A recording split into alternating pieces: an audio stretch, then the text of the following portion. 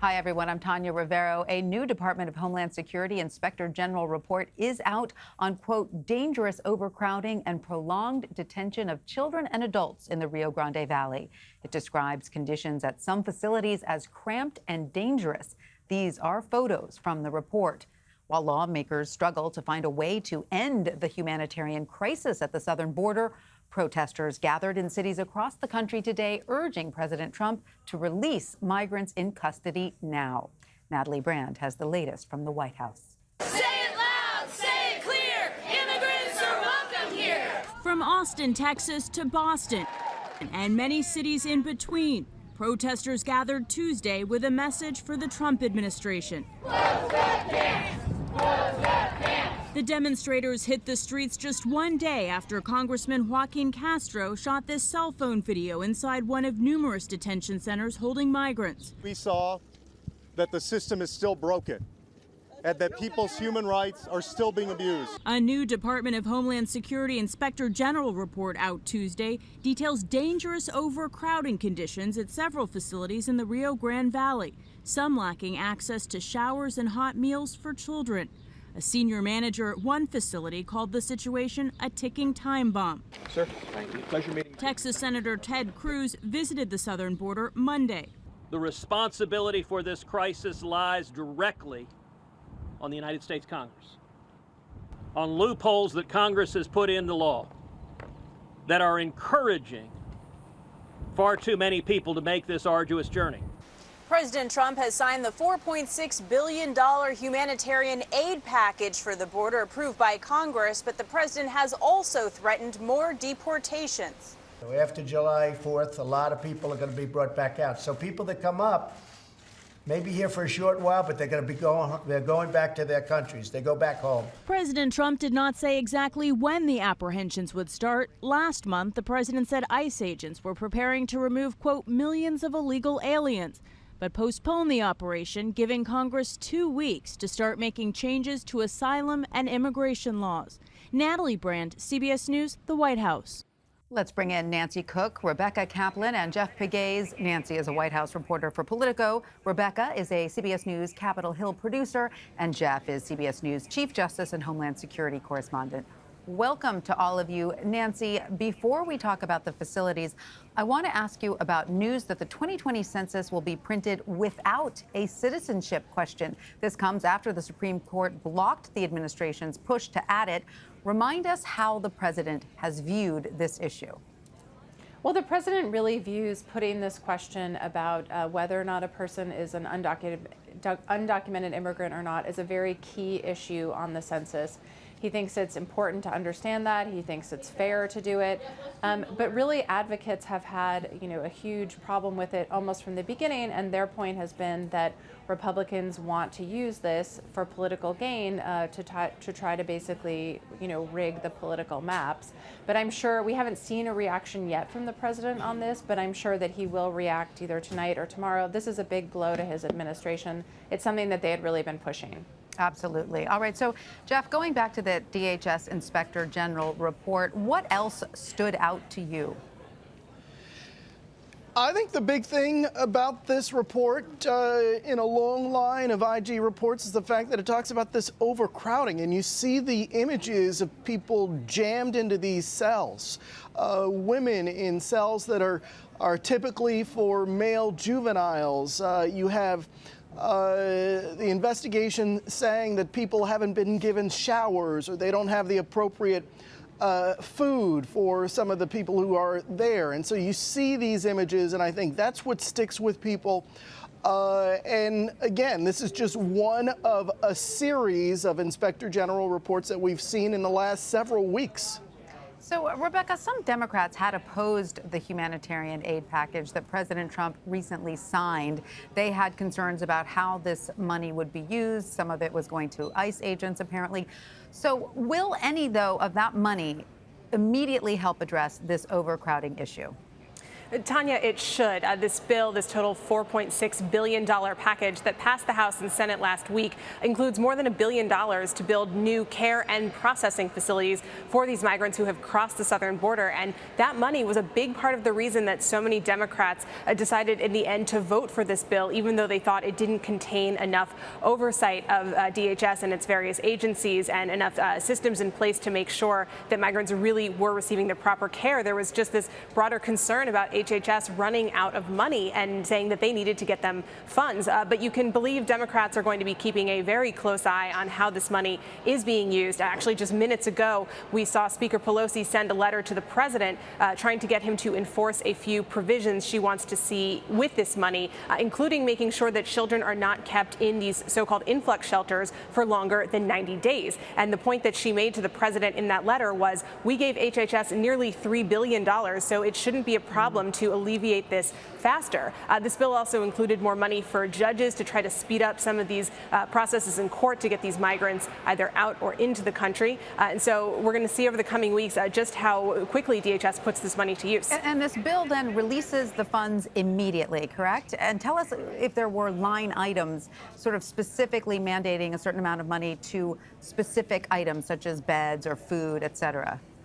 There are line items about all of these different things. And now that the bill is signed into law, the money should be going out immediately. But this is the federal government. Things do move kind of slowly. And actually, one of the things that Democrats wanted to see in the bill, but they ultimately were not able to get, was more tight restrictions on how the administration could actually use the money. So there is a certain amount of discretion that is left up to these agencies and how they are going to spend the billions of dollars they were just handed. Right. So, Jeff, I wanted to ask you, has the White House responded to this new DHS Inspector General report at all? And has DHS responded?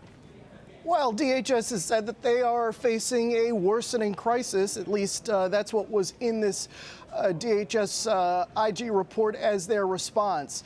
But as we talk about some of this money heading to the border, I'm just not sure, based on what I've seen covering this beat and covering the Inspector General reports, that throwing money at it is going to solve the problem.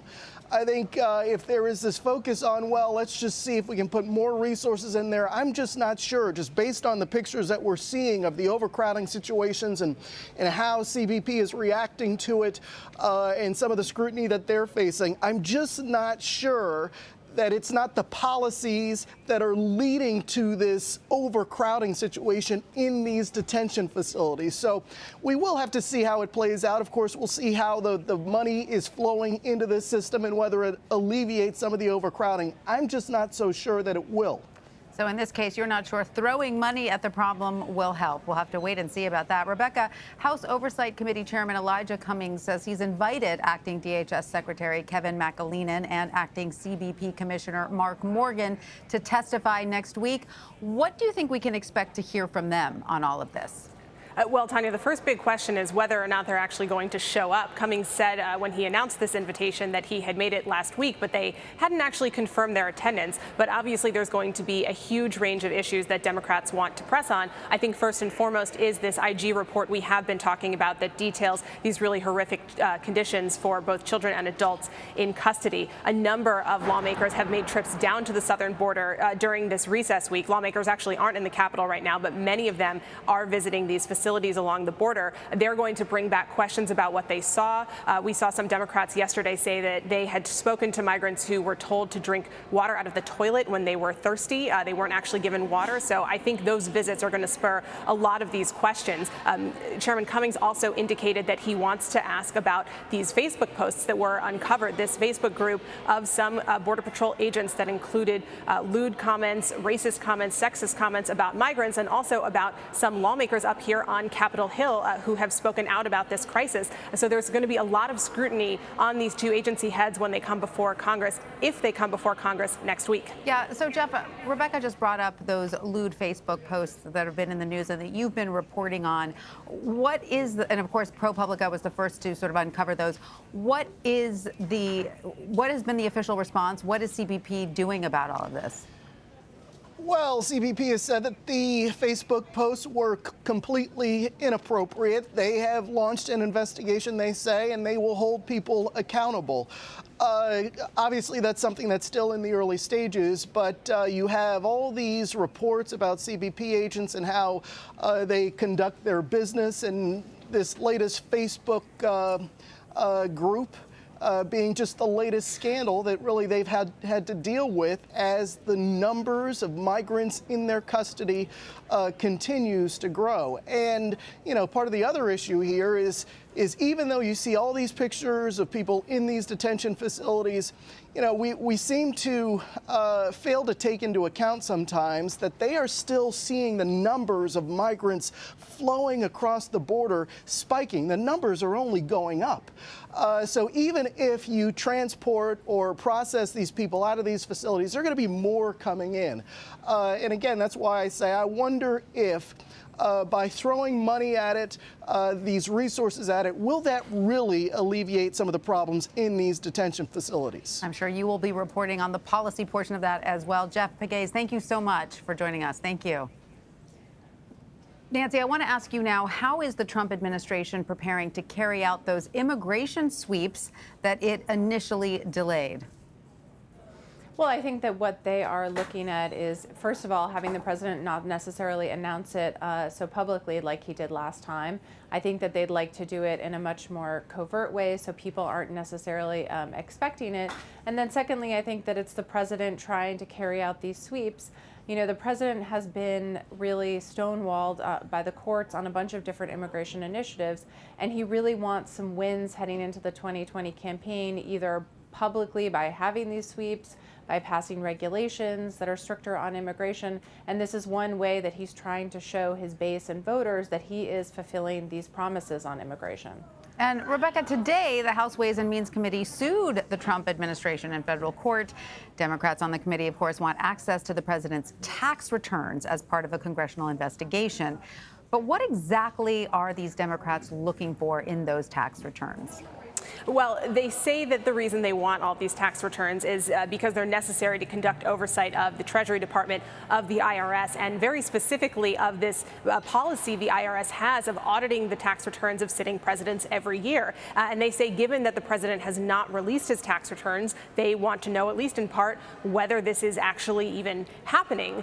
That's going to be one of the big questions that they hope to learn. And what the Democrats are doing now from the House Ways and Means Committee is turning to the courts, as they have in several other battles with the administration, to try to get these answers where the administration has said no. We've seen them prepared to go to court to obtain various issues. They aren't there yet on everything, but they are going to want more details about Don McGahn, the president's former White House counsel, his role in the Muller report. All these things may require ultimately a court to weigh in and say the administration has to hand over these documents to Congress because so far they have been ignoring subpoenas. That is exactly what happened with these tax returns.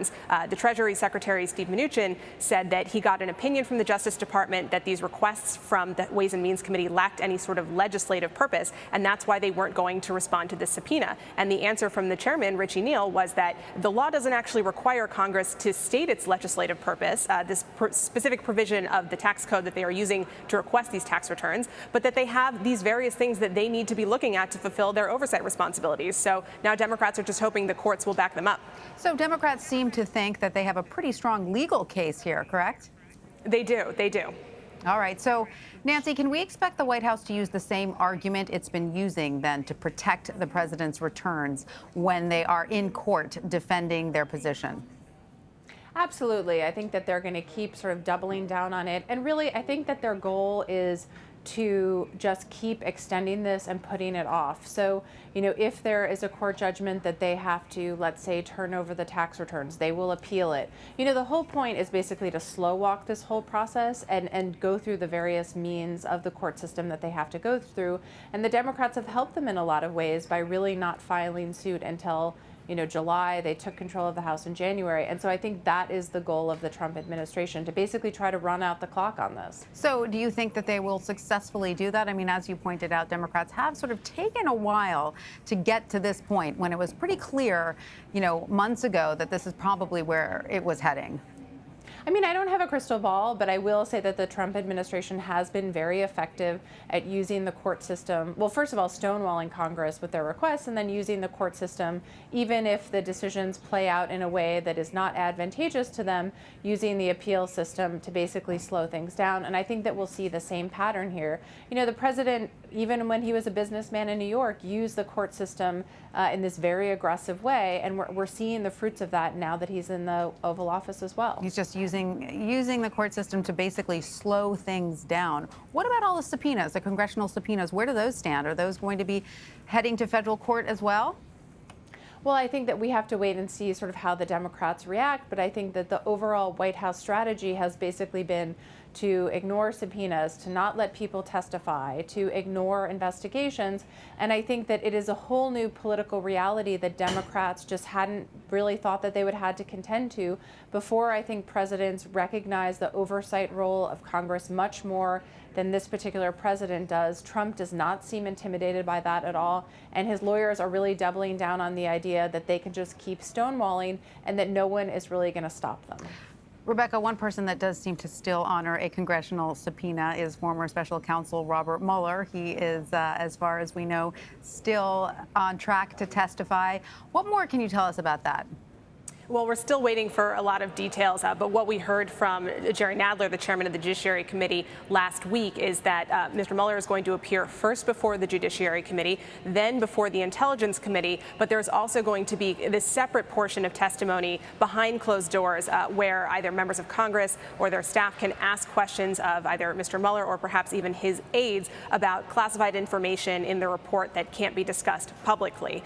So we're still, you know, this is a big blockbuster hearing. This is really the biggest thing that we will have seen on Capitol Hill in quite some time. And what Democrats are hoping for here is to get Mr. Mueller really on camera in a televised forum talking about a lot of the conclusions in his report. They're banking on the fact that most Americans didn't bother to sit down and read this 400-plus page report, but that hearing about some of these episodes, whether it's pertaining to Russian interference in the 2016 election or episodes where they believe that the president obstructed justice that Mr. Mueller outlined in the report when he tried to block various aides from giving out information, tried to shut down the entire Mueller investigation. They're hoping that this is just much more powerful when Mr. Mueller speaks about it publicly on television, and that will help them kind of advance the conclusions in the report for more of the American people. Right. So in Mr. Mueller's own words, live broadcast on TV could have a different effect than the 400-page tome that we were all supposed to read. We did, of course. All right, Nancy Cook and Rebecca Kaplan, thanks to both of you.